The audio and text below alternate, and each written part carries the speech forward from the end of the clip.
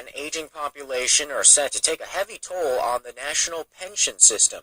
The National Pension Research Institute says by the year 2060, the number of pension beneficiaries is expected to exceed that of subscribers who are paying into the fund. This means one subscriber would be supporting more than one beneficiary. 14% of Korea's total population will be over the age of 65 within 2 years, and in 10 years' time, their numbers will reach over 20%. It's not just the hardware of Korean television sets wowing viewers around the world. Audiences have been lapping up Korean television shows and movies, and now content creators are increasingly turning here to see what makes it all work. Connie Lee has more on how directors from abroad are looking to Korea for inspiration. It's one of the major cultural exports pumped out of Korea. Korean TV shows, more simply known as K-dramas, are becoming a source of inspiration for TV producers outside of the country. I really believe that Korea is the next frontier. The next frontier?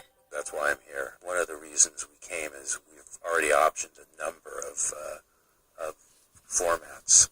Korean formats. Marty Alderstein, a top producer of the popular American TV series Prison Break and Last Man Standing, is now in Seoul, and he's on the lookout. At the Content Insight Seminar hosted by the Korea Creative Content Agency, he and other industry leaders spoke on what really makes for good TV. What people want to watch are characters and storytelling. One of the Israeli channels told me that Korean soap operas sell really well in Israel. That sort of piqued my interest. I couldn't figure out why, and then I understood because the strong storylines and the attractiveness of the people, and they sell very well around the world. Exports of Korean TV content have been steadily increasing in recent years, with about 24 countries on the receiving end. And now there looks to be greater potential for continued growth, with more show producers looking abroad for the best story ideas. It's happening all the time right now. It's kind of all the rage.